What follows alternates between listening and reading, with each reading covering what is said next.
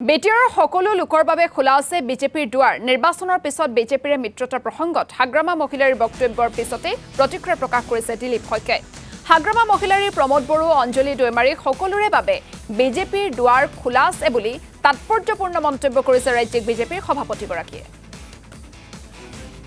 এতিয়া কথাটো মই বাৰে বাৰে এই কথাটো কৈ আছো যে বিজেপিৰ কাৰণে ৩৫ লক্ষ বিটিআৰবাসীৰ দুৱাৰ খোলা আছে তো হাগ্ৰামা মহিলাৰো বিটিআৰৰ